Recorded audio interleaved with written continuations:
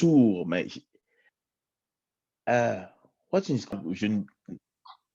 je ne m'arrêterai pas sans remercier deux personnes.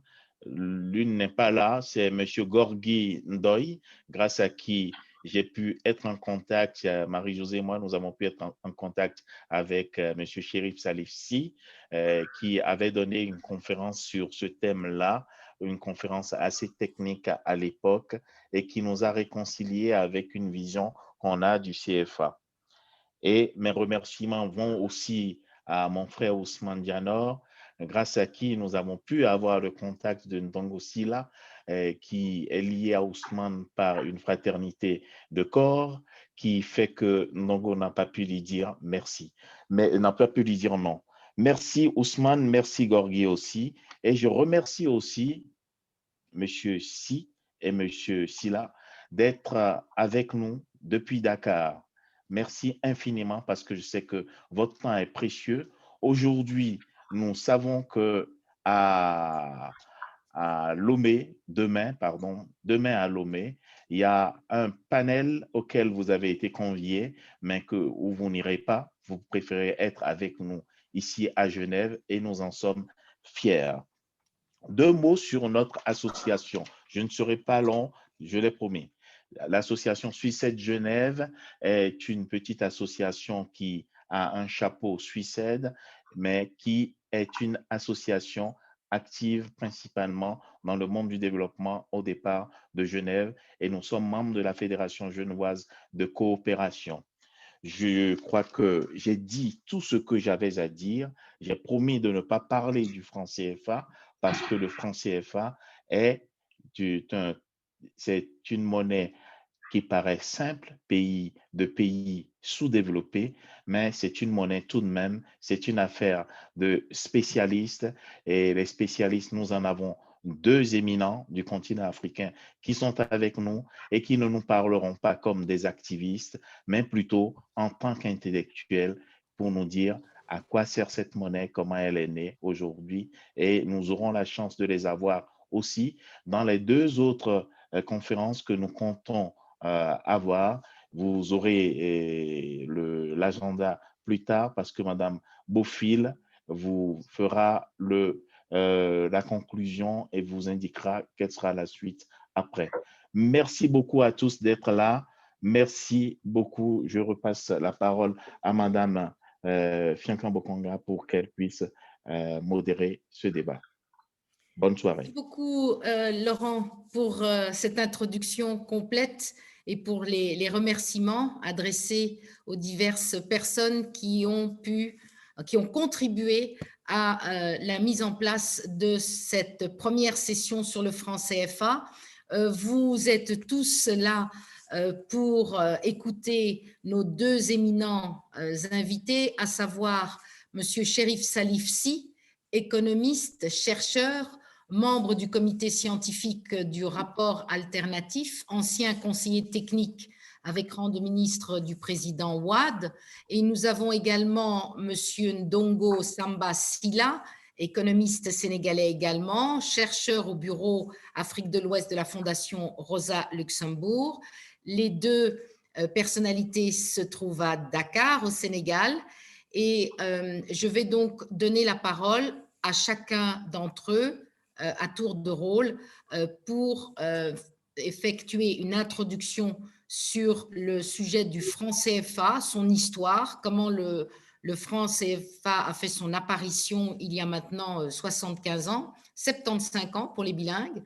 Et nous allons donc commencer peut-être par écouter, s'il le souhaite et s'il le veut bien, Monsieur Chérif Salif Sy. Et je recommande à nouveau à tous les participants de bien vouloir éteindre caméra et micro pour que nous soyons bien concentrés sur les intervenants. Je vous remercie.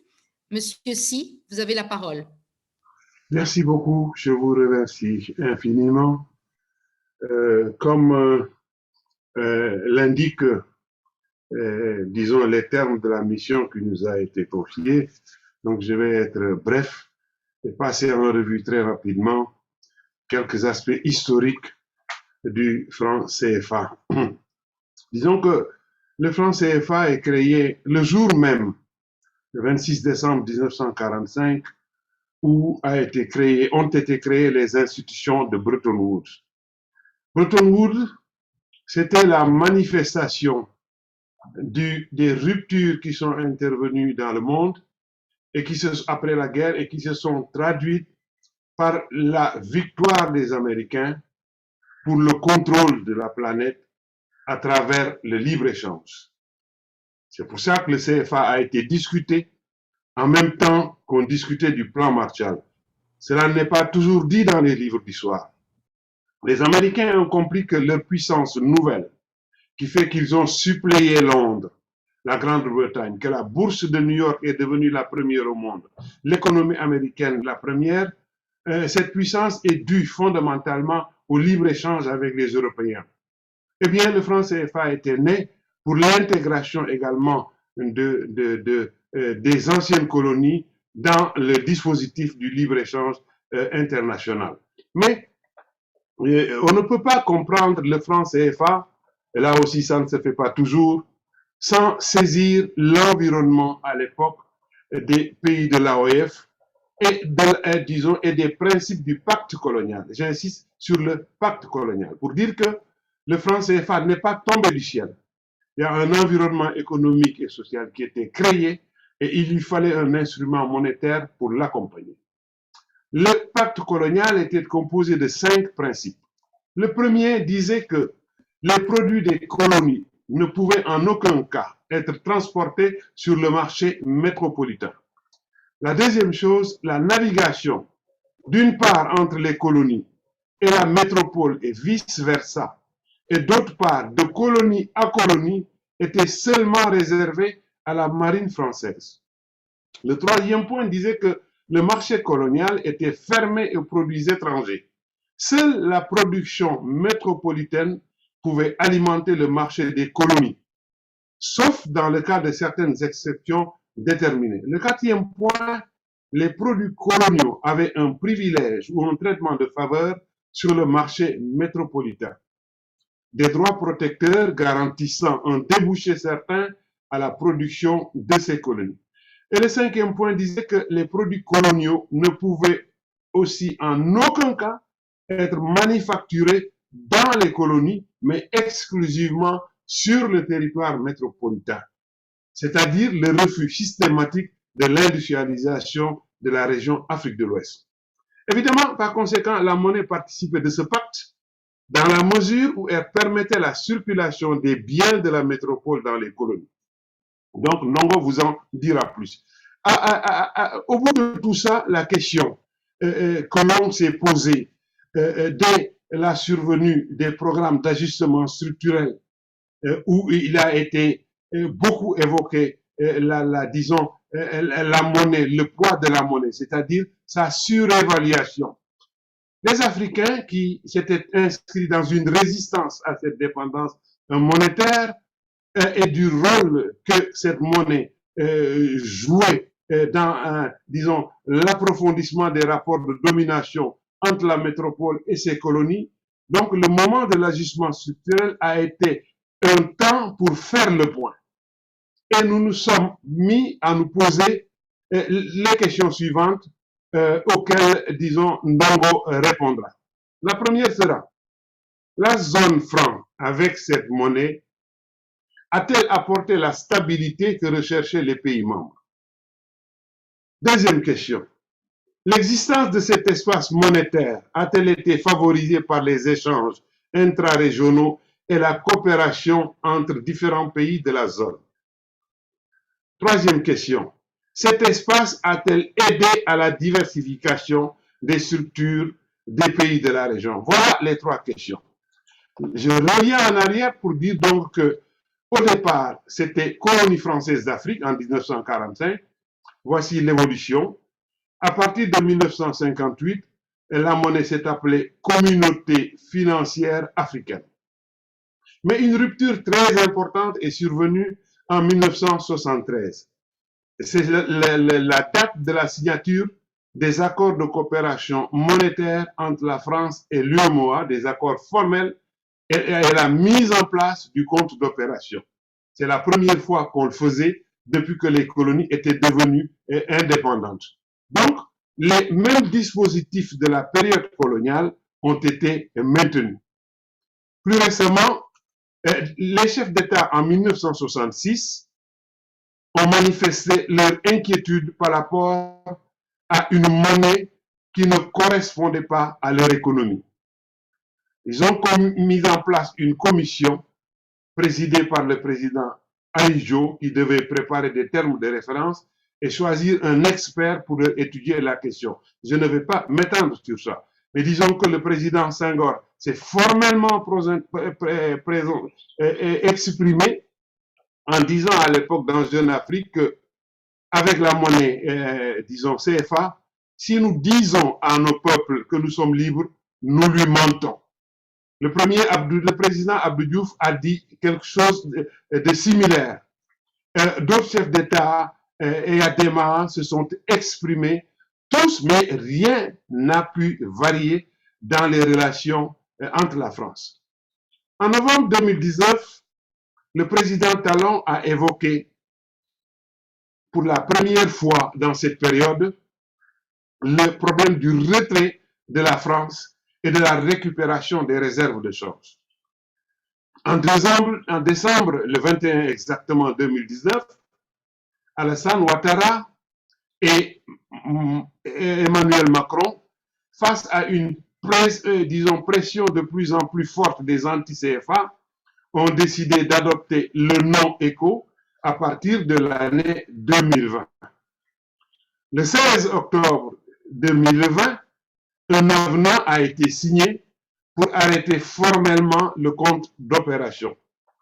Donc, nous avons eu un passage d'un moment où le nom était CFA à un autre où il est question de l'appeler ECO. Et les trois mesures qui ont été prises à partir de ce 21 décembre sont celles-ci. Avant, alors qu'il était question d'obliger de centraliser au moins 50% des réserves de change auprès du Trésor français, désormais, il est convenu qu'il n'y aurait plus aucune obligation. Les pays africains pouvaient disposer de leurs réserves. La deuxième réforme concerne la présence des représentants nommés par la France dans les instances de la BCEAO. Désormais, il n'y a plus de représentants de la France. C'est leur départ. Cependant, la parité fixe reste inchangée et reste inchangée également la garantie de la convertibilité. Brièvement présenté, en tout cas, voilà l'histoire de l'évolution du franc CFA compte tenu des 5 à 10 minutes qui m'ont été imparties. Le 10 novembre donc 2020, l'Assemblée nationale de la France a approuvé la réforme dans les termes que je viens de définir. Le Sénat l'a ratifié le 28 janvier et la France récemment, le 5 mai, vient de restituer une partie des réserves des pays de la zone franc, c'est-à-dire 5 milliards d'euros de réserves restituées à la BCEAO. Voilà en tout cas pour être bref et concis ce que j'avais à exposer sur l'évolution de l'histoire du franc CFA qui est, comme je l'ai dit, porte la marque d'un refus permanent des peuples de cette région du monde.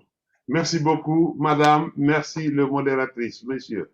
Merci beaucoup, monsieur Sy, pour cette introduction qui couvre aussi, en fait, on va dire la durée des 3 sessions. Parce que ce qu'on va essayer de faire aujourd'hui, c'est surtout se pencher sur la partie historique. On a compris que le franc CFA est avant tout et d'abord une création des colonies françaises d'Afrique. Et c'est la raison pour laquelle je vais demander maintenant à monsieur Samba Sylla, Ndongo Samba Sylla, de prendre le relais avec sa présentation. Et je vais lui demander de ne pas oublier, voilà, d'ouvrir votre micro. Merci infiniment. Je vous en prie. Merci à vous et merci aussi à Chérif pour sa présentation. Bon, moi, je vais essayer un peu de revenir en arrière, c'est-à-dire de commencer, presque un siècle auparavant pour expliquer, en fait, comment on en est venu au franc CFA. Parce que l'histoire des relations monétaires entre la France et l'Afrique, bon, ça date d'il y a longtemps et la date est, disons, symboliquement de 1853. Pourquoi 1853? Parce que c'est à cette date que avait été créée la Banque du Sénégal. Donc, la Banque du Sénégal, c'est une banque coloniale. Il y en avait d'autres, mais c'était la seule qui avait, disons, son siège, disons, dans les colonies. Et donc, c'était à Saint-Louis que la Banque du Sénégal a démarré ses activités en 1855. Mais la particularité des banques coloniales était que, en fait, elles ont été mises sur pied à la suite de réparations, en fait, en partie à la suite de réparations qui avaient été accordées par l'État français aux propriétaires français d'esclaves. Parce que, bon, l'esclavage a été aboli en France en 1848, et donc les esclaves étaient considérés comme des biens meubles, et donc il fallait indemniser les propriétaires d'esclaves. Et donc, une partie de cette indemnisation a permis la mise en place de banques coloniales, dont la Banque du Sénégal, qui a démarré ses activités en 1855, après avoir été créée officiellement en 1853. Et donc, cette Banque du Sénégal, bon, au départ, elle était contrôlée par les maisons de commerce bordelaises. Et donc, l'objectif, c'était assez simple, hein, c'est de favoriser le commerce des produits de traite, comme par exemple l'arachide, etc. Et aussi de restructurer l'économie, en fait, les économies africaines d'une manière à ce que les compagnies de commerce françaises ne puissent pas ne puissent pas subir la concurrence des entrepreneurs locaux. Et donc ça a été une fonction historique du système bancaire colonial.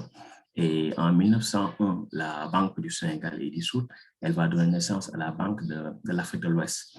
Et ce qu'il faut dire, c'est qu'entre-temps, en 1895, il y a eu la formation de l'Afrique occidentale française. Donc, l'Afrique occidentale française, c'est une fédération de 8 territoires à l'époque qui était sous domination française. Et ce qu'il est important de noter, c'est qu'en fait, le projet colonial en lui-même nécessitait, disons, une domination monétaire. Parce que, bon, sans la domination monétaire, en fait, il ne peut pas y avoir, en fait, la mise en place du pacte colonial dont Chérif a parlé n'aurait pas pu être possible ou bien n'aurait pas pu se dérouler en fait, dans son caractère le plus optimal. Et donc, une des premières décisions que les administrations coloniales ont prises, c'est par exemple d'interdire les importations de coris. Les coris sont coquillages qui viennent de l'océan Indien et qui étaient utilisés comme monnaie, c'est-à-dire comme instrument de paiement, comme réserve de valeur, et qui étaient vraiment prisés dans toute l'Afrique de l'Ouest et même au-delà. Et donc, les administrations coloniales ont dit, voilà, on stoppe les importations de coris et maintenant, il faut payer les impôts et les taxes dans la monnaie coloniale.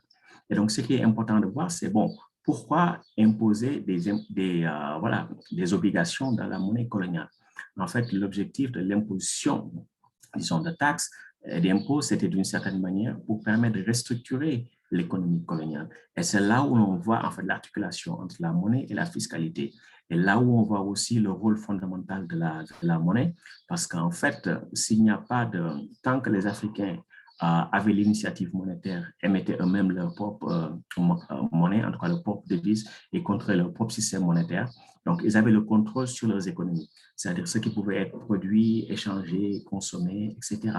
Mais quand la puissance coloniale impose sa monnaie, c'est-à-dire que pour obtenir la monnaie coloniale, pour pouvoir payer ses impôts, il faut produire ce que désire, disons, l'économie coloniale. C'est-à-dire que vous allez vendre du coton plutôt que produire pour votre propre autosuffisance, parce qu'il faut payer des impôts et des taxes, donc il faut avoir accès à la devise coloniale. Donc, ce que les anthropologues ont appelé la transition monétaire, c'est-à-dire que le passage des monnaies africaines, indigènes à la monnaie coloniale, ça a été un passage qui s'est fait dans le temps, disons entre 1900 et 1950. Et il y a eu beaucoup de résistance, notamment de la part des femmes qui étaient dans les marchés, parce que ces femmes comprenaient très bien que si elles acceptaient la monnaie coloniale, elles n'avaient plus le contrôle sur la production et sur le commerce. Et donc ça, c'est des aspects vraiment importants de l'économie coloniale. Une autre date importante aussi, c'est 1939, parce que 1939 coïncide avec la création de ce qu'on a appelé la zone franc. Parce que jusqu'alors, en fait, c'est le franc métropolitain qui circulait un peu partout, hein, disons, dans tous les territoires sous domination française, avec des signes monétaires rendus exotiques. C'est-à-dire que sur les billets, vous pouviez voir Marianne, etc. Bon, tenant une mère et son enfant en disant que l'Empire veille sur vous. Vous pouvez trouver des images comme ça sur les billets de banque. Et donc, c'était la monnaie française, en fait, que les Africains tenaient, même si sur les billets, on pouvait voir des caractères africains. Et donc, en 1939, la France a créé la zone franc, donc à la veille de la Seconde Guerre mondiale. Pourquoi? Parce qu'à l'époque aussi, on était dans un contexte, disons, d'effondrement du système monétaire international. Et donc, jusqu'alors, le système qui prévalait, c'est ce qu'on appelait l'étalon or, c'est-à-dire que, les banques centrales, en fait, conditionnaient, disons, la création de monnaie à la disposition d'un certain stock d'or. Et donc, l'or était un peu la monnaie du commerce international. Mais ce système a été beaucoup trop rigide. Il a été abandonné à la veille de la Première Guerre mondiale et il a été, disons, remis sur pied entre les deux guerres. Mais à partir de 1933, l'Angleterre, qui était la principale puissance, disons, à l'époque, est sortie de l'étalon or et la France l'a suivi plus tard. Et donc, c'est dans ce contexte-là qu'ont été créés d'abord la zone sterling, qui rassemblait les territoires sous domination anglaise ou bien les territoires dont les monnaies étaient fixées à la monnaie anglaise et des pays aussi qui détenaient leurs moyens de paiement internationaux, les réserves d'échange en sterling. Et donc, la France a fait la même chose et a créé la zone franc. Donc, la zone franc rassemblait tous les territoires qui étaient sous domination française. Et donc, la zone franc était un système de centralisation monétaire et commerciale. Toutes les décisions sur le plan monétaire étaient prises à Paris, tout comme aussi les décisions d'exportation et d'importation. Et donc, ce qui est arrivé en 1945 avec la naissance du CFA, c'est que la France était ressortie affaiblie de la guerre, très affaiblie. Et donc, il y avait beaucoup de pénuries. Il y avait aussi des problèmes à assurer les importations essentielles.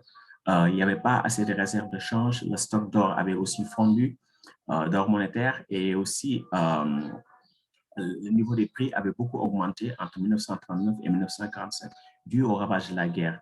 Et donc, les colonies avaient beaucoup moins souffert des ravages de la guerre que la métropole, que la France. Et donc, à un moment donné, il y avait une décision qu'il fallait prendre. C'était celle-ci.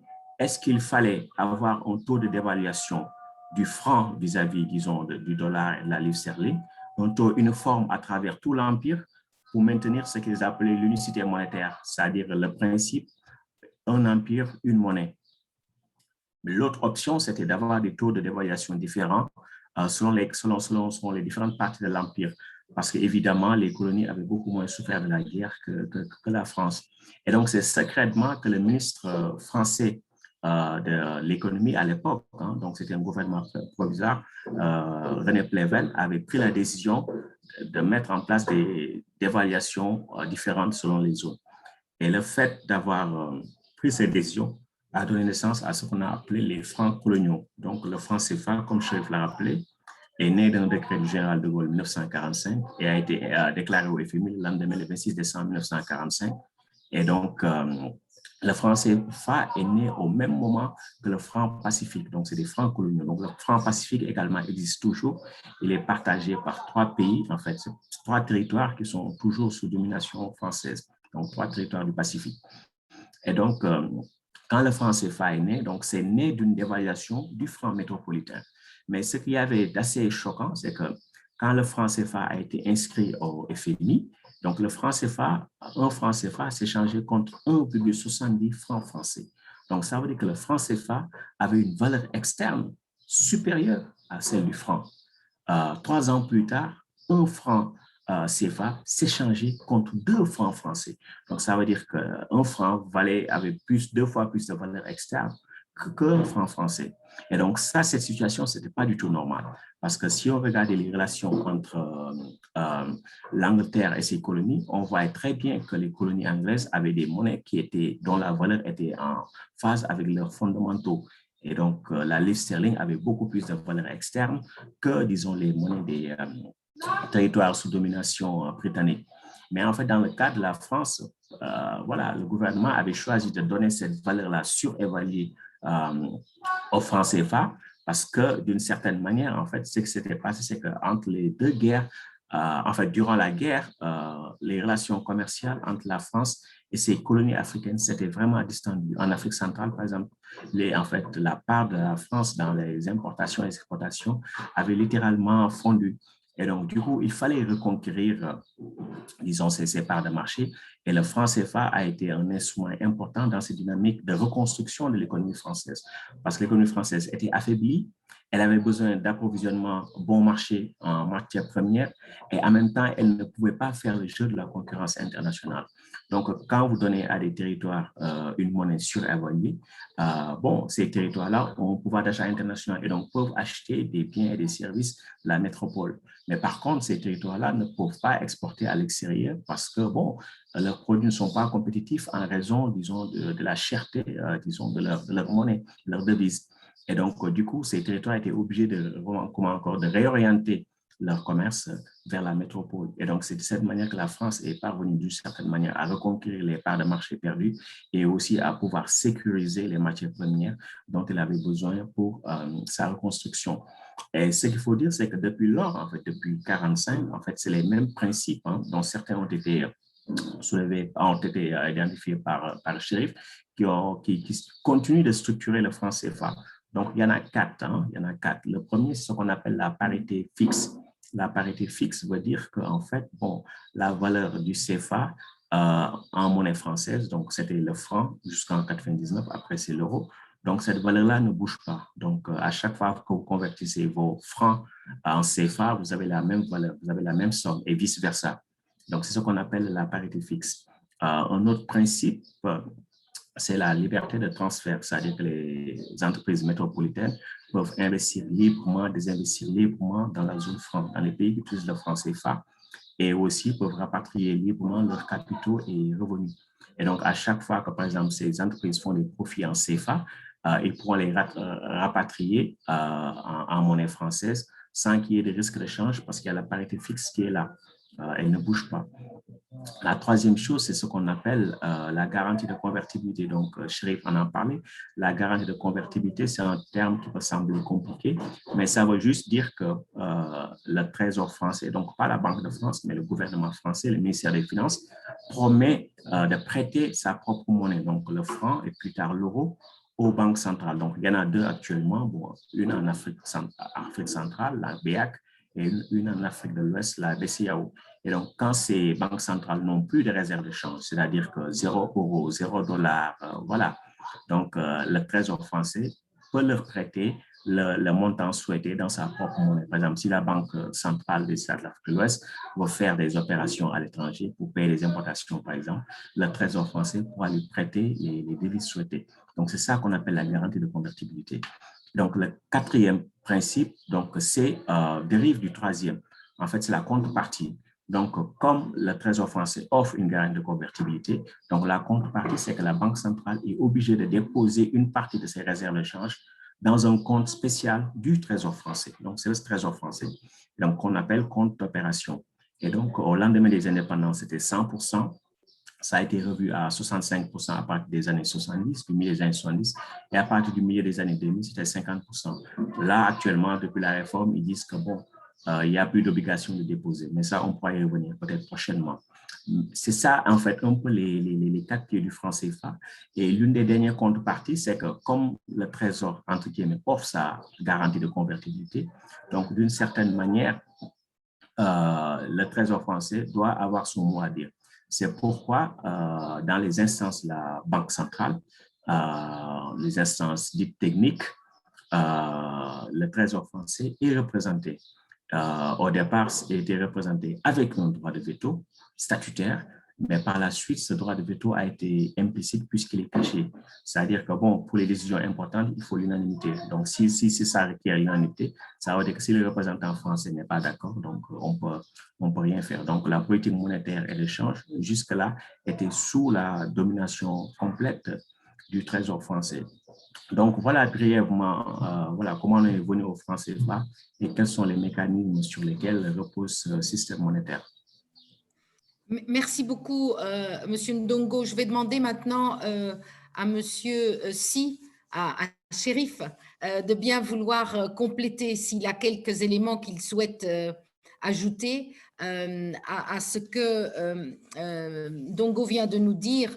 Ce sont des éléments non seulement très intéressants, mais ce sont des points passionnants. On comprend mieux comme vous venez de l'exprimer et de le présenter, que cela va bien au-delà de ce que le grand public connaît, et on comprend mieux aussi cette volonté d'utiliser les anciennes colonies comme cheville ouvrière pour aider la métropole à non seulement se reconstruire après la Seconde Guerre mondiale, mais à toujours garder sa stabilité. Alors, Chérif? Oui, confirmer simplement à la suite de tels exposés les questions qui surviennent qu'on nous demande tout de suite.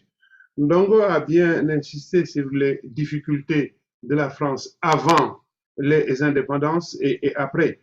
Avant, la Seconde Guerre mondiale a été un moment pénible quand même pour la France, où son économie s'est effondrée. Parce que la France, à ce moment-là, tirait des revenus très importants sur les oléagineux. Les oléagineux qui étaient donc cultivés en Afrique du Nord, à Algérie et autres. Je le dis parce que j'ai parlé du refus de l'industrialisation. Alors on me dit souvent, mais comment se fait-il qu'avec une interdiction formelle du gouvernement de l'AOF, vous êtes arrivé, avant même les indépendances, à avoir des industries? Justement, c'est qu'en période difficile, il arrive qu'on fasse des concessions. Et c'est justement lorsque il était devenu difficile d'accéder aux ressources des huileries de l'Algérie, de l'Afrique du Nord et du sud de la France occupée par les Allemands, il est arrivé aussi un autre événement. C'est que les Allemands ont bombardé l'usine Lesieur, qui était à Dunkerque. C'était la plus grande et la plus importante unité de transformation donc des oléagineux de la France. Donc, compte tenu de la destruction de cet appareil productif, il a été décidé qu'il n'y avait qu'un endroit où il fallait absolument et rapidement implanter cette industrie. Et c'est comme ça qu'au Sénégal, nous avons reçu l'usine Lesieur. Il y a un deuxième aspect. La décolonisation, le moment de la décolonisation, la France aussi s'est souciée de son image en jouant au grand pays démocrate avec les colonies. Au lieu donc de continuer des accords signés en bloc, elle a déployé rapidement des signatures d'accords bilatéraux. Mais à cela, elle met une mention. Cette mention aussi me paraît très importante. C'est-à-dire qu'il est mentionné dans cet accord, quelque part, que les colonies demeuraient néanmoins libres d'émettre leur propre monnaie. C'est la voie que le Mali a choisie sur une période courte, c'est-à-dire entre 1962 jusqu'en 1984, et le Madagascar en 1973. Mais qu'est-ce que la France a fait? C'est-à-dire, la veille où la nouvelle monnaie allait être lancée, la France, dont les conteneurs de faux billets étaient déjà sur les territoires, a simplement inondé le territoire de faux billets pour torpiller justement cette initiative, donc, disons, ce souci de liberté et donc de ces États. Je pense que c'est un aspect extrêmement important qui justifie aussi certaines choses qui se disent, hein, en disant oui, vous êtes libre, vous êtes indépendant. Non, il n'y a pas que ça, il n'y a pas que ça. L'adversaire ne dessert pas les taux.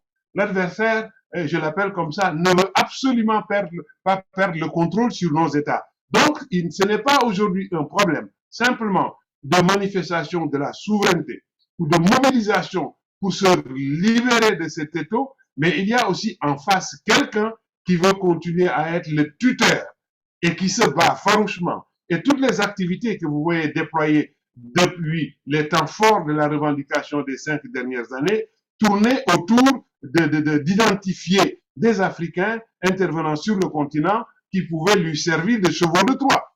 On organisait des réflexions un peu partout. Malheureusement, à chaque fois, c'était dans les maisons de la France, c'est-à-dire le centre culturel, l'ambassade, etc.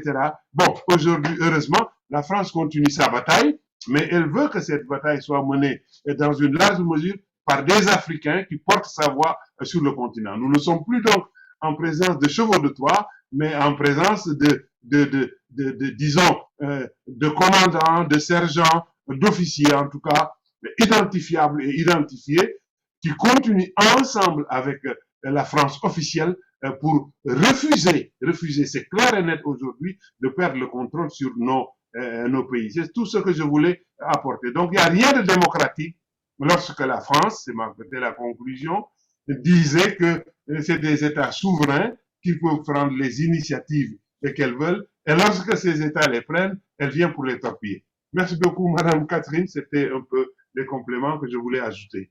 Merci. Alors moi, si je peux me permettre, j'ai déjà une question pour vous, autant pour Chérif que pour Ndongo. Donc, vous avez expliqué qu'en 1939, vous avez la création de la zone franc.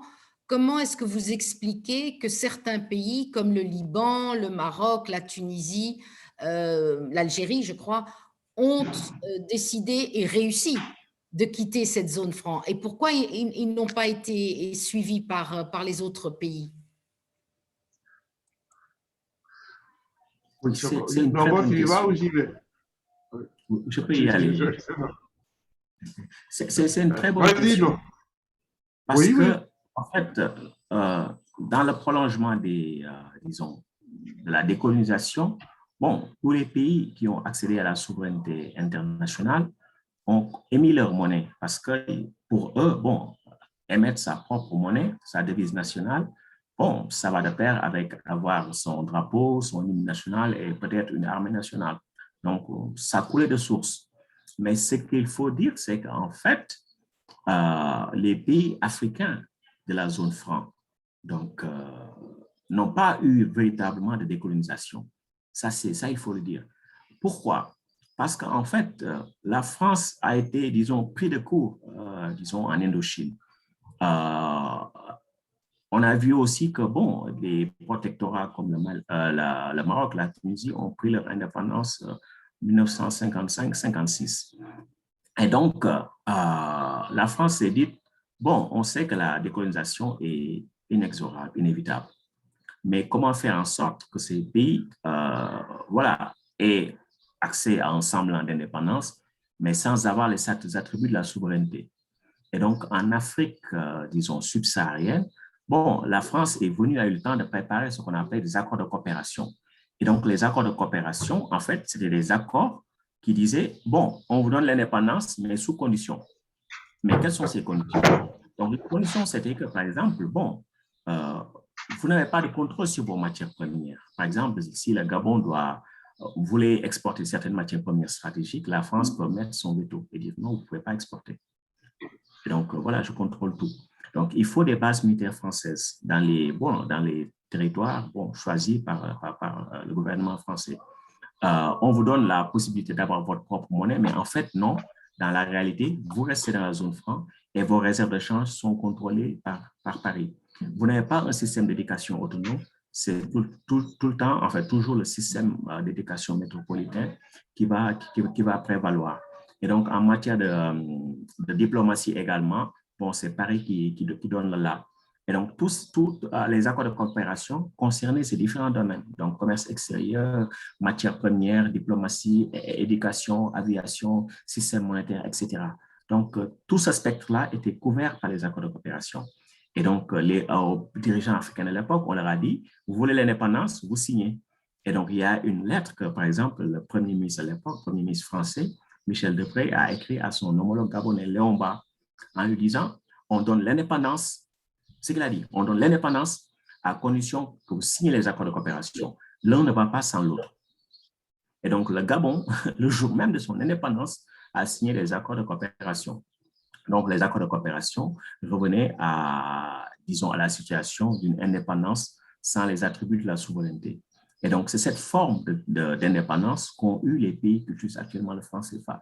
Il y a très peu de pays qui ont échappé en Afrique subsaharienne. Il y a eu la Guinée parce que la Guinée avait un leader qui était très spécial, Sékou Touré, qui n'était pas formé comme les autres en France et qui était aussi un syndicaliste. Donc, il y a disons, un background militant qui sait organiser les masses. Et donc, Sékou Touré a demandé son indépendance dès 1958, l'indépendance de la Guinée, et a émis une monnaie nationale dès 1960.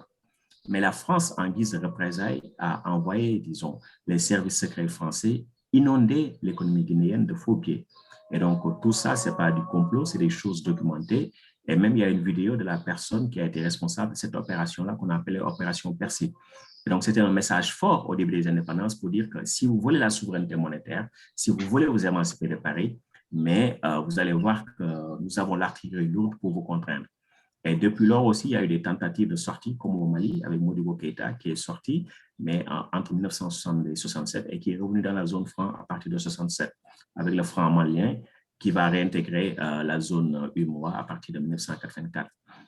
Il y a aussi Sylvanus Olympio au Togo, qui a voulu à un moment donné émettre une monnaie nationale pour le Togo, qui avait créé la Banque centrale du Togo, mais qui a été assassiné avant l'émission de la monnaie nationale du Togo.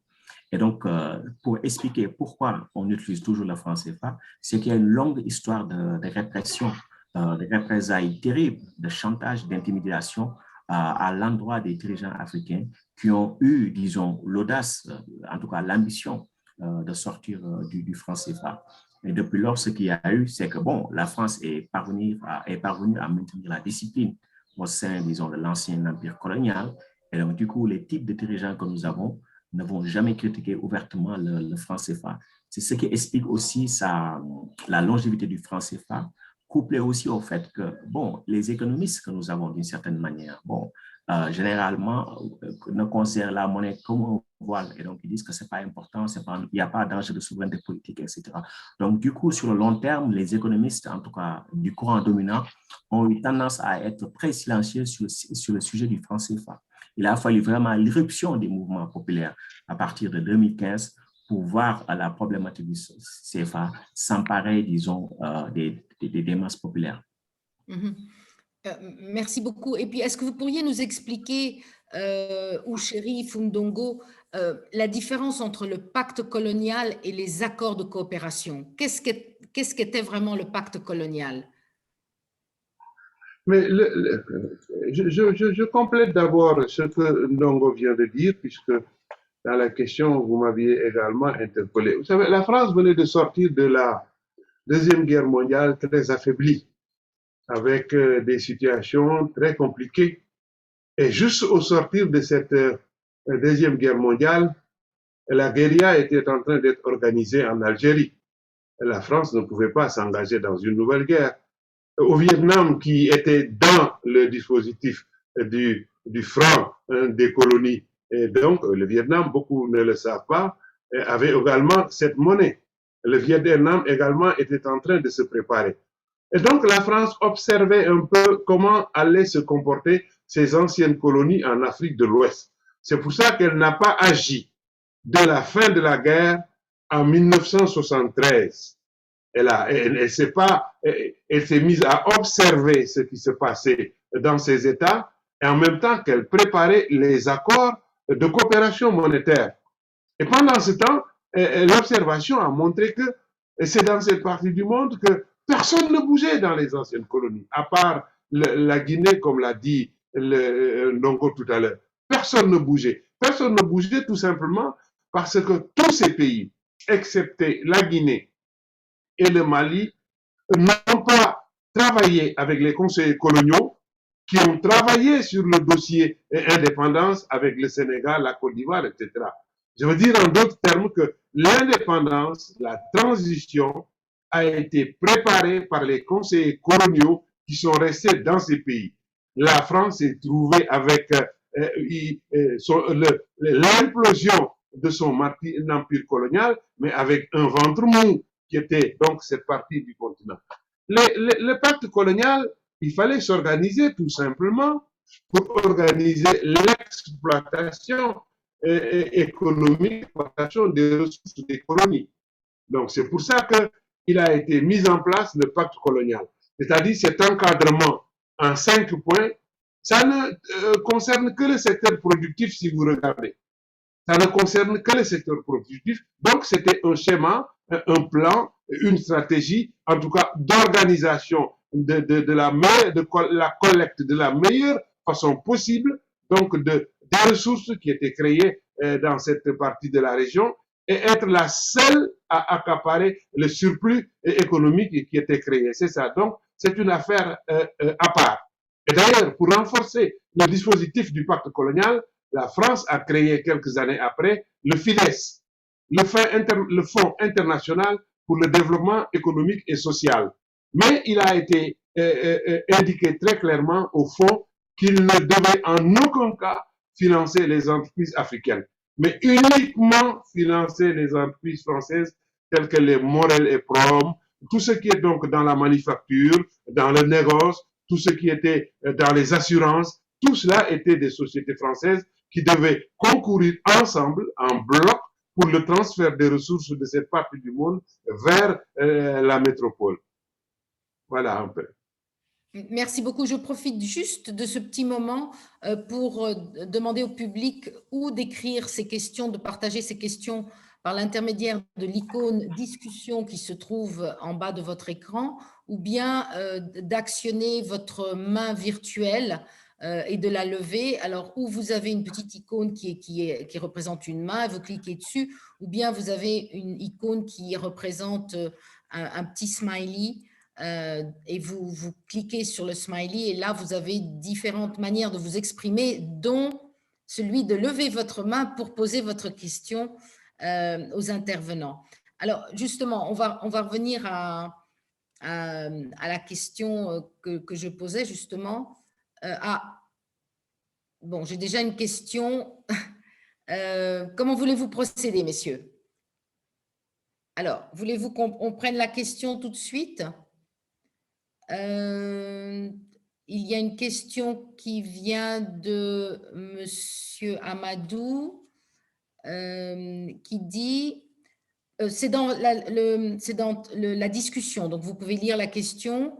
Pensez-vous que l'éco envisagé au niveau CEDEAO va stabiliser les économies africaines? Pour vous, comment la population africaine, une ménagère par exemple, perçoit le franc CFA? Au Niger, le long de la frontière avec le Nigeria, précisément dans la région de Difa, où sévit Boko Haram, il y a des années que les gens refusent systématiquement d'utiliser le franc CFA et ne reconnaissent que la Naira du Nigeria. Il avait fallu que les autorités du Niger mènent beaucoup de sensibilisation pour inverser la tendance, c'est-à-dire amener ces populations à réutiliser le franc CFA. Messieurs, lequel de vous veut commencer à répondre à cette question? Alors, c'est une question qui avait été posée lors de sa présentation par Chérif, qui parlait d'un des objectifs, une des questions que Chérif avait posées, c'était est-ce que la zone franc a vraiment, non plutôt, est-ce que le franc CFA a vraiment apporté la stabilité à la zone franc comme il était supposé le faire? Et puis, il est vrai que dans les années 60, c'était censé servir de levier au processus d'unification tant monétaire qu'économique. Alors, ça, c'est un peu complémentaire à cette question. Lequel de vous veut commencer? Ne soyez pas timide. Chérif. Bon, je peux y aller. J'avais cru comprendre que l'écho serait réservé à une prochaine séance. Oui, mais bon, c'est juste, vous avez raison. Bon, mais on entre quand même dans cette notion de monnaie commune qui permet de unifier une région et éventuellement de la stabiliser. OK. En fait, la question n'est pas facile. Pourquoi? Parce que quand on dit éco, déjà, on a un problème. Parce que Macron et Ouattara ont réussi à semer de la confusion. Maintenant, on a, entre guillemets, deux échos. Parce que ECO, c'est le diminutif de ECOWAS. Donc, ECOWAS, c'est l'acronyme anglais de CEDEAO, donc Economic Community of West African States, pour Communauté économique des États d'Afrique de l'Ouest. Et donc, les 15 pays de la CEDEAO, ce qui inclut les 8 pays qui utilisent le franc CFA en Afrique de l'Ouest, avaient, dès les années 80, le début des années 80, un projet de monnaie unique régionale à 15. Et donc, en 2019, donc juin et juillet 2019, ils s'étaient mis d'accord pour ECO, pour le nom de leur monnaie unique à 15. Et ce qui se passe le 21 décembre 2019, Macron se rend à Abidjan et en présence d'Alassane Ouattara, ils disent tous les deux que le franc CFA va être renommé ECO. Et tenez-vous bien que le 21 décembre 2019, quand ils disaient que le CFA allait être renommé ECO, les chefs d'État de la CEDEAO étaient réunis au Nigeria pour décider en tout cas, du sort de leur future monnaie unique à 15, parce que la monnaie unique à 15 était censée voir le jour, au moins pour les pays qui étaient prêts en 2020. Et donc, quand Macron et Ouattara ont annoncé l'éco, en remplacement du CFA, ils leur ont coupé l'herbe sous le pied et d'une certaine manière, ils ont même en fait eu l'ambition de saboter, court-circuiter carrément le projet de monnaie unique CEDEAO. Donc déjà, quand on parle éco, on a cette confusion. De quel éco parle-t-on? Parce que l'éco de Macron-Ouattara, c'est rien du tout. C'est absolument rien du tout. D'ailleurs, il n'y a aucun texte légal qui dise que le CFA va être renommé éco. La France a publié les textes, en tout cas le gouvernement français, du nouvel accord de coopération et de la convention de garantie qui l'accompagne. Donc, suite à l'annonce du 21 décembre 2019. Et donc, dans ces deux textes qui régissent les relations monétaires entre l'Afrique de l'Ouest et le Trésor français, le gouvernement français, il n'est nulle part écrit que le CFA a été renommé ECO. Et ce qui est paradoxal, c'est que le texte de l'accord a été mis en œuvre avant son approbation formelle par le Parlement français. Ça a été mis en œuvre avant même que les parlements africains n'aient à se prononcer là-dessus. Donc, pour vous dire que toute cette histoire est une supercherie, l'éco Macron-Ouattara. Et pour ce qui est du remplacement des billets et pièces CFA par des billets et pièces éco, ce n'est pas à l'ordre du jour pour le moment. Donc, on voit bien que l'ambition, en fait, de cette réforme Macron-Ouattara, c'était juste, en fait, de tenir compte de certaines critiques qui étaient devenues très embarrassantes, comme par exemple la critique sur l'acronyme CFA, parce que Chérif l'a rappelé, au départ, c'est les colonies françaises d'Afrique. Le fait qu'il y ait des représentants français qui siègent dans les instances, disons, des deux banques centrales, BEAC et BCAO, pourquoi les Africains sont obligés de déposer une partie de leurs réserves de change auprès du Trésor français. Donc, tous ces éléments symboliques sont importants et avaient été l'objet de la critique d'intellectuels, de mouvements panafricanistes, etc. Et donc, du coup, Macron et Ouattara ont essayé de tenir en compte cet aspect-là à leur manière, mais sans changer les fondamentaux que j'ai décrits, la parité fixe, la liberté de transfert et la tutelle du Trésor français sur ce système monétaire-là. Et donc, quant à la question de voir, est-ce que l'éco va stabiliser quelque chose? Donc, l'éco CFA, l'éco avec le CFA, c'est la même chose. Et le concept de stabilisation, bon, on ne sait pas à quoi ça référence. Hein. À quoi ça fait référence? Quand le FMI parle de stabilisation, ça veut dire qu'on veut des politiques de sécurité. L'argument pour le franc CFA a toujours été de dire qu'il apporte une stabilité monétaire. Ça veut dire quoi? Ça veut dire que l'évolution des prix d'une année sur l'autre est faible. Ça veut dire aussi que la parité, en tout cas entre le CFA et la monnaie française, ne bouge pas. Et donc, c'est ce qu'ils appellent stabilité monétaire. Et donc, cette stabilité monétaire-là a été, disons, l'objet, disons, de la politique coloniale. Parce que la politique coloniale cherchait un environnement où les investisseurs métropolitains pouvaient investir, désinvestir sans encourir de risques de change. C'est ce qu'ils appellent la stabilité monétaire. Et donc, actuellement, ceux qui reprennent cet argument à leur compte ignorent les contre-coups, entre guillemets, de cette stabilité monétaire. Parce que ce qu'on attend d'une monnaie, bien sûr, c'est qu'elle soit bien gérée, mais c'est qu'elle puisse servir la prospérité. Mais ça n'a pas été le cas, disons, du franc CFA, parce que vous prenez les 5 plus grandes économies qui utilisent le franc CFA, donc Côte d'Ivoire, Cameroun, Sénégal, Gabon, Congo. Vous voyez que sur le long terme, le revenu réel par habitant a décliné. C'est-à-dire que le revenu par habitant, lorsque vous tenez en compte l'évolution de l'inflation et des taux de change, ça a décliné. Le meilleur exemple, c'est la Côte d'Ivoire. Le meilleur niveau de revenu réel par habitant de la Côte d'Ivoire date de 1978, c'est-à-dire il y a 43 ans. Et jusqu'à aujourd'hui, la Côte d'Ivoire n'a pas rattrapé ce niveau-là. Donc, quand on parle de stabilité, on ne sait pas de ce quoi dont on parle. Ce qui est important, c'est quel rôle joue la monnaie dans le développement économique. Et dans le cas du système CFA, c'est une monnaie qui était paramétrée pour les besoins du système colonial. Merci beaucoup, Ndongo. Chérif. Le micro, s'il vous plaît. J'allais dire à la suite de Ndongo que veut dire stabilité? Je crois qu'il faut le préciser. Parle-t-on de l'inflation? Parle-t-on d'une prospérité relative sur la longue durée? Parle-t-on l'absence disons, de grandes inflations. Je ne sais pas, il faut le dire. Mais si on considère l'inflation, je crois que, et c'est ça qu'on nous brandit, l'inflation, il y a une stabilité, l'inflation est restée ça. Mais depuis 1959, nous faisons des études qui ont, dans le système des Nations Unies et ailleurs, et les faits au jour le jour le prouvent que tant que le taux d'inflation, ça va être assez technique, reste assez faible, relativement faible dans un environnement, entre 1 et 3, ça réduit la capacité de l'État à financer le secteur privé, c'est-à-dire la quantité de monnaie mise à la disposition des secteurs privés reste toujours faible. Et c'est ça qui fait que nos secteurs privés se plaignent toujours.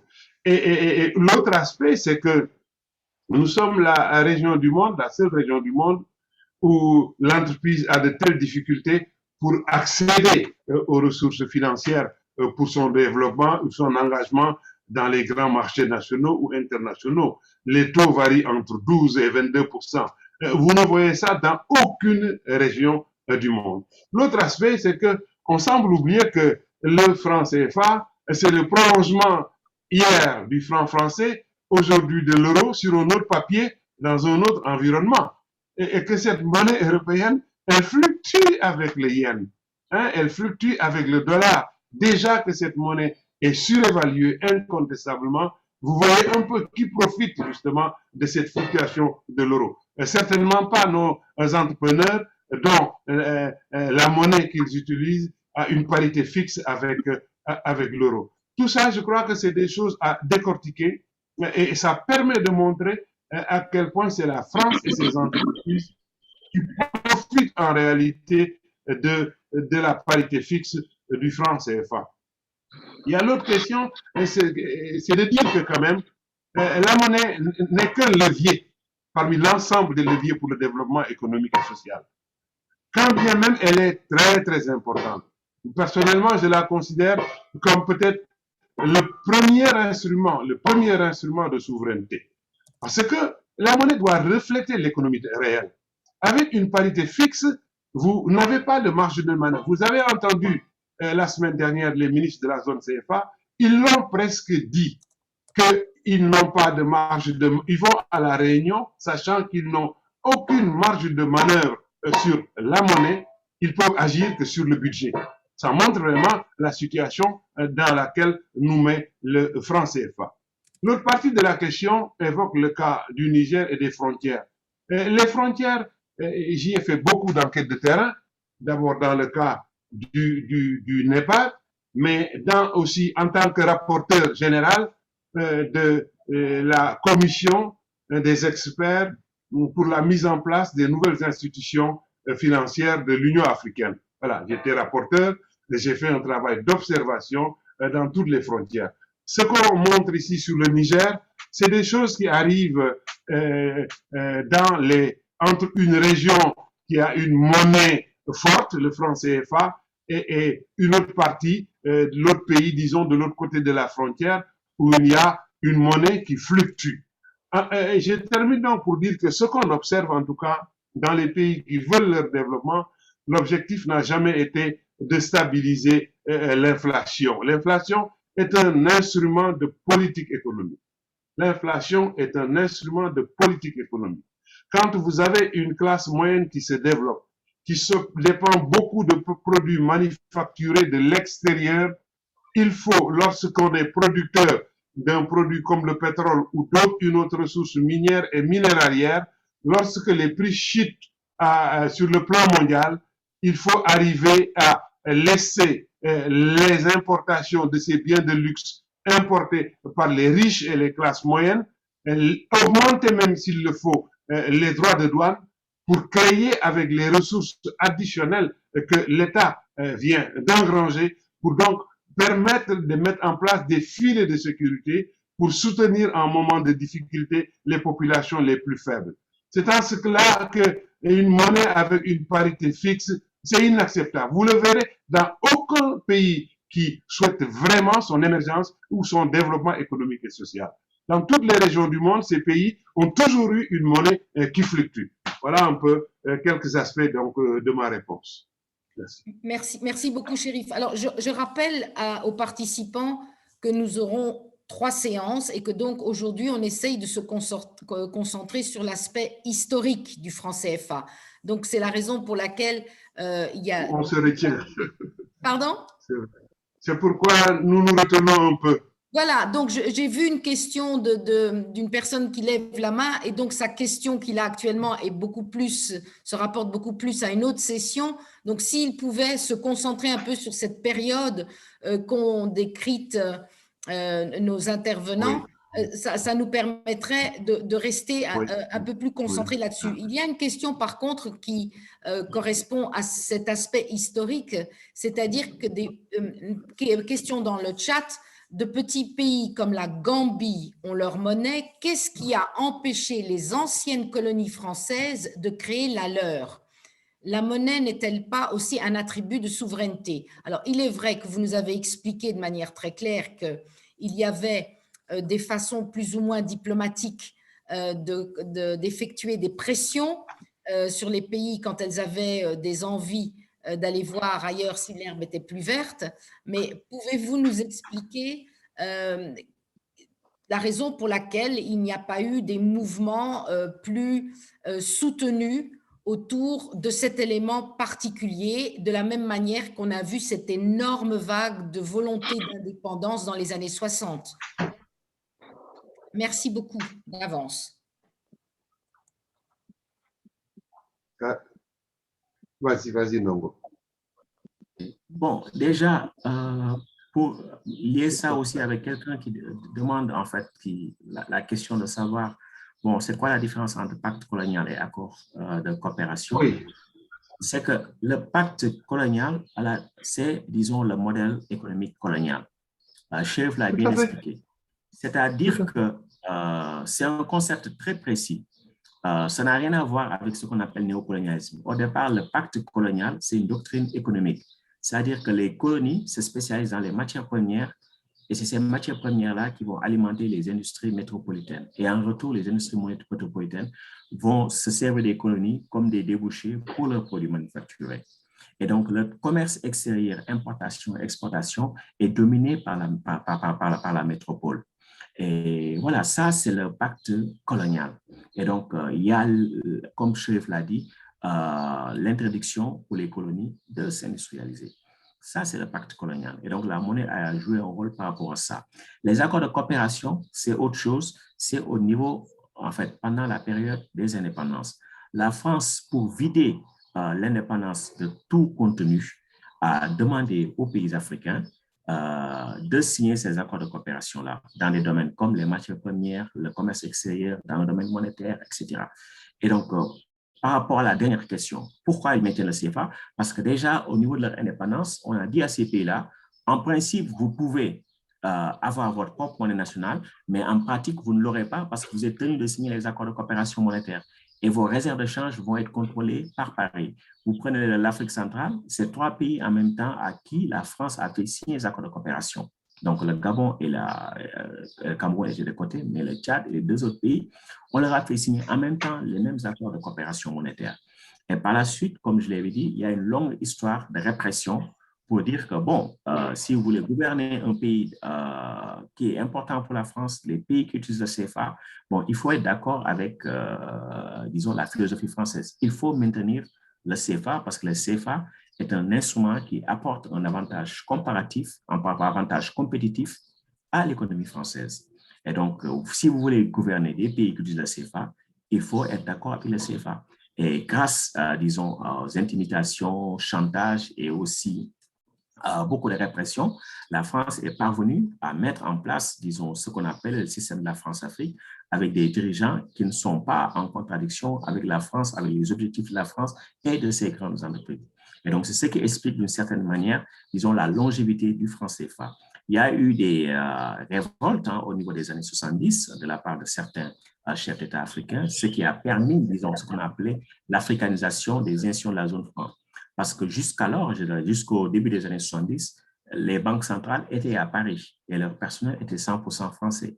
Et donc, c'est grâce à la révolte, disons, de certains chefs d'État comme Amadou Diouri en Afrique de l'Ouest, qui s'est allié avec des intellectuels progressistes comme Samir Amin, qu'on a pu avoir, disons, cette africanisation des institutions de la zone franc. Donc, les banques centrales ont été délocalisées en Afrique, donc Dakar et Yaoundé, et le personnel a été africanisé. Donc, ça sont des concessions, mais ça n'a pas changé, disons, le cœur du système. Et le cœur du système, ce sont les pays et la parité fixe, la liberté de transfert, la tutelle monétaire du Trésor français et le contrôle du Trésor français sur les réserves de change des pays africains. Ça n'a pas changé. Et même la réforme Macron-Ouattara n'a pas changé cela d'une certaine manière. Et donc, il y a toute cette histoire de répression-là. Et aussi, comme j'ai dit, le fait que les intellectuels africains, surtout les économistes, qui sont dominés par ceux qui appartiennent au courant néoclassique, pour eux, la monnaie n'est qu'un voile. Et ce qui les intéresse, c'est d'avoir un taux d'inflation faible, ce que permet la zone franc. Vous ne pouvez pas avoir une stratégie de développement en disant que ce qui vous intéresse, c'est d'avoir un taux d'inflation faible. D'ailleurs, même la plus grande banque centrale du monde, en fait, la Banque centrale américaine, en fait, les dirigeants de cette banque centrale sont sortis pour dire que nous, Banque centrale américaine, nous n'avons pas de théorie valide de l'inflation. C'est-à-dire que d'un point de vue scientifique, nous ne savons pas comment expliquer l'inflation. Nous essayons d'atteindre un niveau donné d'inflation, nous n'y parvenons pas, nous ne comprenons pas. Donc, nous, Banque centrale américaine, nous admettons que nous ne comprenons pas. Et donc, ce qu'on fait, on ne le sait pas. Mais dans les pays africains, vous voyez des banques centrales comme la BCAO qui sont plus royalistes que les rois, qui sont plus fondamentalistes que les autres parce qu'eux disent que leur objectif, c'est la stabilité des prix. Alors que vous voyez que prenez juste le cas de l'Éthiopie. L'Éthiopie est le pays africain qui a eu le taux de croissance les plus élevés entre 2000 et disons 2018. 6% par an en moyenne de taux de croissance du PIB, produit intérieur brut. Et le taux d'inflation a été 12% en moyenne par an. Donc, vous avez 6% de croissance réelle, du produit réel, et vous avez 12% de croissance, 12% de taux d'inflation chaque année. Donc, personne ne peut dire que si vous avez 12%, vous ne pouvez pas avoir des taux d'inflation importants. Et généralement, les pays qui se développent, on va voir que les prix se libèrent et donc les prix vont augmenter un peu parce que les rémunérations des travailleurs vont aussi augmenter. Donc, Oui. dans la zone franc, on a une philosophie monétariste qui trouve le sentiment de la plupart des économistes, parce que les économistes dominants, du courant dominant, sont la majorité. Et malheureusement, ce sont eux qui sont dans les principales institutions, disons, communautaires et aussi qui aussi conseillent les dirigeants. Donc, la plupart vont vous dire qu'au moins, vous avez la stabilité des prix. Mais la stabilité des prix ne peut pas être un objectif en soi. C'est juste un objectif intermédiaire, mais ce n'est pas un objectif final. Merci beaucoup. Chérif, est-ce que vous souhaitez compléter ou ajouter quelque chose? Sinon, je passe à la question suivante. Non, je confirme simplement ce que Ndongo dit. Je travaille aussi particulièrement sur l'inflation, qui est un sujet très complexe. Je ne vais pas développer des considérations techniques. Disons que l'inflation, c'est un instrument, disons, comme je l'ai dit tout de suite, de politique économique.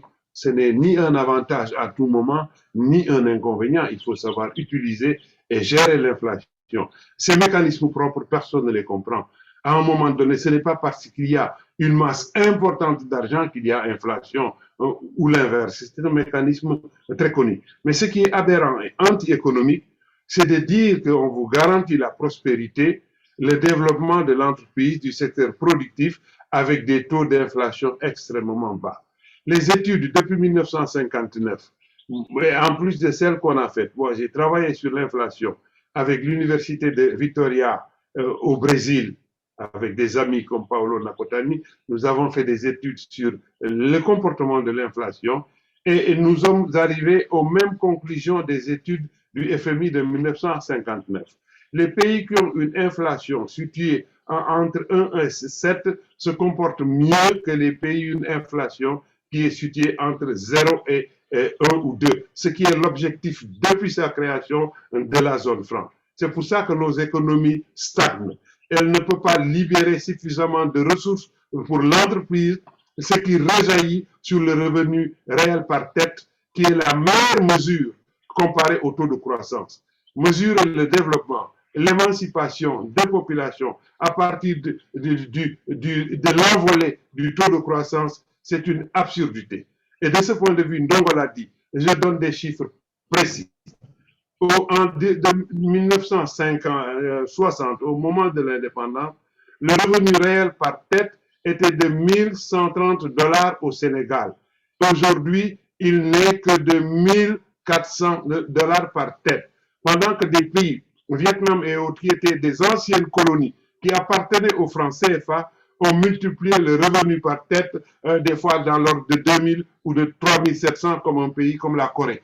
Voilà un peu ce que j'avais à apporter pour dire que nous sommes dans un environnement où ce qui est proposé comme démarche économique est anti-économique. Les Américains ne travaillent jamais sur la base de l'inflation et puis le ratio du déficit budgétaire, là aussi c'est inconnu dans la science économique. Je crois que c'est tout ça qu'il faut revoir. Alors justement, dans le cadre que vous avez tous les deux posé au départ, le caractère historique et les volontés, les objectifs qui ont été fixés au départ, est-ce qu'il existe une possibilité pour les parlements africains de la zone du franc CFA de dénoncer les accords de coopération? C'est une question de M. Raphaël Eklou-Natet. Mais les parlements le peuvent parfaitement, rien n'est interdit dans le texte, rien n'est interdit. Mais quand un parlement n'est pas au service de son peuple réellement, ou quand il y a des menaces extrêmement lourdes, M. Raphaël semble oublier qu'il a fallu à certains chefs d'État dire, simplement se prononcer sur un changement du franc CFA et qu'ils ont été systématiquement liquidés. Ça, je crois que c'est important. Mais rien dans les principes n'est interdit. Les représailles, c'est tous les jours. Il y a la menace sur le dumping. Au Sénégal, on vous dit que les Sénégalais sont tellement habitués au pain de blé, au lait en poudre de la France. Et effectivement, tout cela étant importé, vous faites une rupture du jour au lendemain, mais c'est la guerre civile dans nos pays. Il faut que les pays assument leurs faiblesses, travaillent à les convertir en force, s'organiser, discuter avec toutes les parties prenantes pour parer à d'éventuelles attaques, je l'ai dit tout à l'heure, d'une tutelle qui ne veut pas perdre le contrôle sur les pays. Et c'est une affaire très sérieuse que nous ne sous-estimons pas. Nous ne sommes pas là sur revenus d'Europe où on pouvait rester tranquillement, revenir en Afrique, militer, accompagner les populations et leur demander comme ça de se faire harakiri. La lutte et la résistance s'organisent. Nous ne sommes pas des militants du tout ou rien, aujourd'hui et maintenant.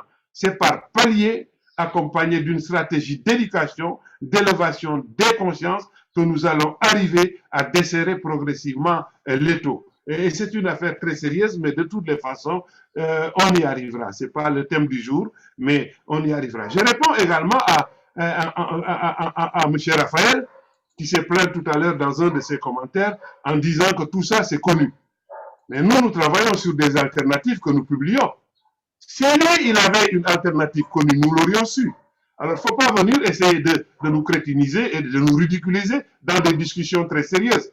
Nous faisons un travail sérieux, nous sommes des scientifiques et nous publions, et dans nos travaux, nous formulons très clairement des alternatives possibles, réalistes et réalisables, avec la marge d'erreur qui existe, étant donné que nous réfléchissons pour l'action, nous ne sommes pas aux affaires. Je crois que peut-être pour lui, M. Raphaël, c'est un encouragement, une incitation à creuser davantage, à faire plus d'efforts. En tout cas, M. Raphaël, c'est moi, et c'est comme ça que je prends les choses. Et je sens tout de suite que malgré tout, nous sommes dans le même camp. Mais rassurez-vous, nous avons des formulations d'alternatives, mais notre invisibilité est organisée. Et cela, c'est important qu'on le comprenne. Les Africains qui travaillent pour une alternative en faveur des peuples souffrent d'une invisibilité organisée. Et très souvent, c'est de la part d'amis avec qui nous avons cheminé 30, 40 ans et qui sont aujourd'hui lassés de se battre et qui sont dans les camps des pouvoirs. Je vous rassure, nous travaillons sérieusement. Merci beaucoup en tout cas de cette interpellation très motivante. Je ne sais pas, Ndongo, si vous voulez ajouter quelque chose, sinon je vais prendre la... Oui, peut-être un mot rapide. En fait, pour moi, nous n'avons pas de parlement. Nos parlements sont des coquilles vides. Et d'une certaine manière, bon, c'est la conséquence de régimes hyper centralisés. tous ces accords ont été signés par les parlements, parfois même, bon, sans même lire ces accords-là. Ça passe comme lettre à la poste. Et c'est en matière monétaire que vous vous rendez compte qu'en fait, bon, comment nos États ont été créés. Vous prenez la Constitution de la République du Sénégal et la Constitution d'autres pays similaires que le franc CFA. Sur la partie monétaire, c'est exactement un plagiat de la Constitution de la Ve République avant l'arrivée de l'euro. C'est-à-dire que vous prenez la Constitution française, les dispositions qui ont été écrites dans la Constitution française qui concernent la partie monétaire avant l'arrivée de l'euro, vous avez la même chose dans nos constitutions. C'est-à-dire qu'on n'a même pas fait d'efforts pour comprendre ces choses-là. Donc, dans le domaine monétaire, ce n'est pas le problème des parlements. La preuve, il y a une réforme du CFA à l'écho annoncée par Macron et Ouattara. La BCEAO n'était même pas au courant de cette réforme. Elle a été prise de court. Elle l'a entendu, les gens de la BCEAO l'ont entendu comme nous tous à la télévision. Et donc, les parlementaires africains ne sont même pas encore saisis sur cette question-là. La réforme a été validée par le Trésor français avec ses méthodes propres et par la suite mise en œuvre et par la suite ratifiée par le Parlement français. Mais les Africains ne sont même pas encore saisis et ne voient même pas l'urgence de cette question. Donc, c'est Paris qui décide pour nous. Donc, nos parlements sont des coquilles vides. Donc, la question monétaire, d'une certaine manière, n'est pas indépendante de la question, disons, du changement politique tout court. Parce que les deux vont de pair. C'est-à-dire qu'à un moment donné, le combat qu'on a, c'est un combat pour changer de paradigme. Et Chérif l'a dit. Donc, il y a beaucoup de volets. Il n'y a pas seulement le volet monétaire. Mais dans tous les cas, il faut une réforme de nos États pour aller vers des États plus souverains, plus démocratiques et respectueux, disons, des désirs de leur peuple. Mais on a hérité d'un système politique qui dérive d'une certaine manière de la colonisation, très centralisé, et qui fait qu'on ne peut rien faire avec ce système-là. Quel parlementaire va venir dire que, bon, il y a un directeur de cabinet, en fait, c'est un fonctionnaire béninois qui avait critiqué la réforme de Macron-Ouattara, mais il a été viré de son poste. Il a été viré de son poste, alors que ce n'est pas un parlementaire, c'est un directeur de cabinet. Donc, c'est ce type d'État-là que nous avons. Donc, le franc CFA lui-même sécrète son propre type de leadership politique. Donc, il faut avoir une approche holistique pour savoir que cette question monétaire-là fait référence également à d'autres enjeux de nature beaucoup plus politique. Et donc, il faut créer une coalition entre, disons, des patriotes, des mouvements progressistes, etc., internationalistes, panafricanistes, pour pouvoir avoir le changement qui serait désirable pour les sociétés africaines. Mais on ne peut pas compter, à mon avis, sur les parlementaires africains. On ne peut pas, parce que, bon, c'est des gens qui ont été choisis par les présidents. Et les présidents, d'une certaine manière, ont souvent eu l'onction ou ont été choisis directement par la France. Ça, c'est la réalité de nos pays. Et ce n'est pas nous, comme l'a dit Chérif, les techniciens qui sommes responsables de ça. C'est-à-dire qu'il y a beaucoup de scénarios possibles en fonction des possibilités politiques. Si vous dites qu'il n'y a que ça qui est possible, on vous dit telle option est la meilleure. Mais ce n'est pas à nous peut-être de dire que bon, c'est ce qu'il faudrait faire et vous le faites. Si ça ne marche pas, c'est notre responsabilité. Non, ce n'est pas de notre responsabilité parce que bon, nous ne sommes pas aux affaires. Donc, échanger cette situation, ça demande bon, des mouvements beaucoup plus larges, des coalitions et aussi voilà, pour changer la société en profondeur. Merci beaucoup. Alors, moi, j'ai vu, quand j'étais conseiller de cabinet, j'y étais pour 2 présidents de la République, et il m'est arrivé de voir de grandes délégations européennes ou de certaines institutions internationales. Quand le président m'appelait pour me présenter comme conseiller technique, après, le président il dit, Chérif, tu sais ce qu'ils ont dit? Il dit, alors qu'est-ce qu'ils disent? Il dit, Monsieur le Président, vous savez que monsieur est un communiste. Vous voyez ce genre de comportement, c'est ça. Mais aujourd'hui, il est clair que on ne peut pas, dans l'alternative pour laquelle Raphaël nous accompagne. Raphaël, j'ai compris, ce n'était pas une critique. C'est pour ça que j'ai dit que c'est un soutien. Nous sommes parfaitement en phase. Mais on se met toujours dans des réseaux de contraintes. Nous l'avons compris, nous continuons à nous battre. Mais vous ajoutez à cela le rôle que pouvait être une jeunesse émancipée. Et malheureusement, cette jeunesse et l'ensemble de la société a été complètement dépolitisée depuis les programmes d'ajustement structurel. Dans la plupart des pays, les jeunes n'ont qu'un horizon, aller à Paris ou aux États-Unis. Chacun veut devenir américain et tout. Tout cela aussi, nous sommes sur place pour le corriger, pour les accompagner. Ndongo l'a dit, ne parlons pas de parlement, nous n'avons pas de parlement. Et tout le monde, la chose la plus connue, la plus partagée sur le continent, c'est que le problème de l'Afrique, c'est un problème de leadership. Merci. Tout à fait. Il y a une question sur servitude et liberté. Oui, alors effectivement. Et puis, Madame Gertrude Massengou également, qui avait posé une question sur le fait que vous aviez expliqué que suite à la Seconde Guerre mondiale, la France avait utilisé les colonies pour se procurer une énorme bouffée d'oxygène économique, et elle a posé la question, qu'en est-il lorsque les économies africaines ont des problèmes et que la monnaie dévalue en Afrique? Alors, je ne sais pas si vous souhaitez répondre à tout ça en même temps, puisque nous arrivons bientôt aussi à la fin de cette séance. C'est la raison pour laquelle, comme le disait Laurent Gimaja au départ, on a essayé de se concentrer sur uniquement le côté historique pour que tout le monde soit au même niveau de connaissance au départ, pour pouvoir petit à petit évoluer et avoir et aborder des questions un peu plus, on va dire, d'actualité. Mais il faut d'abord comprendre le processus et le comment du pourquoi. Oui. Oui. Oui. Alors, est-ce que vous souhaitez encore répondre à… Oui. Laurent nous a interpellé sur Poemi que j'ai connu. Nous avons mené des luttes sur le territoire européen et en Afrique également, et j'ai beaucoup travaillé dans le système des Nations Unies, notamment au PNUD avec son propre frère.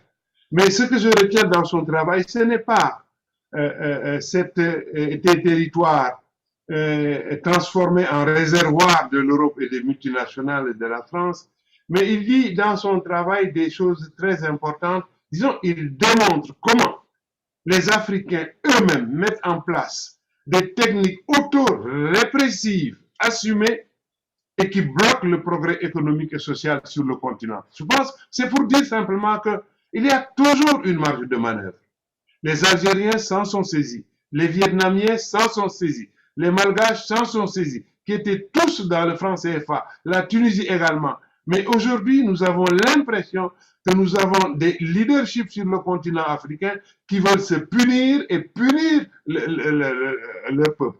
Et quand Axel Kabou se demande si l'Afrique refuse le développement, elle répond non, je ne dis pas que les Africains refusent le développement, c'est le leadership africain qui donne l'impression de ne pas vouloir le développement. Donc, la conclusion de Punyang a été de dire que, en vérité, ce sont les Africains eux-mêmes, par le refus de se battre et d'inscrire cette bataille sur la dureté, mais qu'elle se mène réellement. Et donc, quand ils refusent de mener ce combat, c'est là qu'ils vont perpétuer l'indépendance, je le cite, la dépendance, je le cite, l'absence de développement. Mais par rapport à votre première interpellation, Catherine, nous, au moment des indépendances, nous savions déjà que la décolonisation allait durer très longtemps. Et Ndongo l'a dit. La décolonisation n'est pas terminée. Et c'est ça le fardeau qui pèse encore sur nous. Merci beaucoup. Merci beaucoup, Chérif. Je vais passer la parole à Marie-Josée Beaufil, qui est à l'initiative de cette table ronde. Marie-Josée? Oui, merci beaucoup, Catherine. Alors, effectivement, il est temps de conclure. Ceci est passionnant, hein. Donc, je voudrais tout d'abord remercier très chaleureusement nos deux conférenciers, Chérif Salif Sy et Ndongo Sambasila, ainsi que Catherine Fiankambianka, qui a su animer cette table ronde avec sa maestria habituelle. Grâce à nos conférenciers, nous avons eu ce soir une bonne rétrospective et qui nous a montré toute la complexité du thème, du sujet du franc CFA, et surtout la relation tout à fait déséquilibrée qu'il y a, le poids historique et la relation de force tout à fait déséquilibrée qui s'est instaurée depuis le départ. Nous savons, les questions du public l'ont montré, qu'il y a un énorme intérêt aujourd'hui pour cette question et pour approfondir et essayer de sortir par le haut. Et donc, ce sont des questions que nous aborderons au cours des 2 prochaines séances, dont les dates ne sont pas encore fixées, mais ça se situera pour la première au mois d'octobre et pour la deuxième potentiellement au mois de décembre ou tout début 2022, si on voit la possibilité de le faire en présentiel à ce moment-là. Je voudrais remercier donc aussi le public qui, par ces questions tout à fait pertinentes, a permis d'enrichir les propos aussi de nos 2 conférenciers, et vous dire à tous que vous pourrez réécouter ce qui s'est dit ce soir et même le partager avec d'autres personnes qui n'ont pas pu se joindre à nous ce soir, parce qu'on va le poster sur le site de Suissette Genève, et donc ça restera disponible pour tout un chacun et pour creuser, parce que on se rend compte vraiment que la question mérite d'être très approfondie. Donc vraiment, merci beaucoup à tous. Et nous espérons vous revoir à la prochaine séance en octobre. Merci. Et ensuite en décembre. Merci. Merci beaucoup, Marie-Josée. Nous vous remercions tous infiniment. Prenez soin de vous. C'est un immense plaisir. Prenez soin de vous. C'est un immense plaisir d'avoir partagé ces 2 heures avec vous. C'est un immense plaisir. Je le dis aussi au nom de Ndongo. C'est un immense plaisir. Et nous nous engageons résolument à poursuivre ce cheminement pour nous éclairer davantage les uns aux autres. Parce que le monde, comme je le dis, doit cesser avec la coopération fondée sur les avantages comparatifs. Il faut que nous situions notre niveau de coopération sur des avantages coopératifs. Merci beaucoup. Merci. Merci. Merci beaucoup. Merci. Et au revoir. Au revoir.